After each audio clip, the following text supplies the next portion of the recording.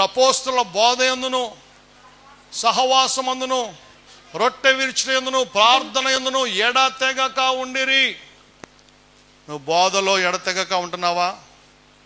జ్ఞానమైతే సహవాసంలో.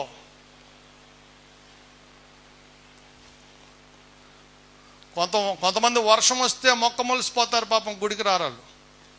అన్ని చోట్లకి బాగానే వెళ్తారు, కొంచెం గొడుగులు రెయిన్ కోట్లు వేసుకుని వెళ్ళిపోతారు ముఖ్యమైన పనులు అయితే.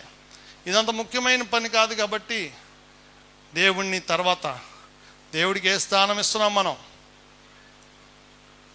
ఎండ కాస్తే ఎండిపోతారు, వానొస్తే మొక్క మొలిసిపోతారు. హల్లెలూయా. చలికాలం ఏమైపోతారు? బిగిసిపోతారు. హల్లెలూయా. ప్రియ దేవుని బిడ్డ, ఇటువంటి వాళ్ళు కాదు ఏర్పరచబడిన వారనగా ప్రాణం పోయినా సరే నేను నా దేవుని సన్నిధిని పోగొట్టుకోను తీర్మానం. హల్లెలూయా, హల్లెలూయా. ఏర్పరచబడిన వారి నిమిత్తం ఆ కష్టకాలం తగ్గిపోద్దంట. ఇప్పుడు టీచర్లు చెప్తారు, రే నువ్వు ఫెయిల్ అయిపోతే గేదెలు కాసుకుంటావు, నువ్వు ఫెయిల్ అయిపోతే అడుక్కు తింటావు అంటారు తల్లిదండ్రులు. ఎందుకు? ఈ వాక్యం కూడా అదే చెప్తుంది. విడువబడిన వారు, ఎవరు విడువబడిన వారు?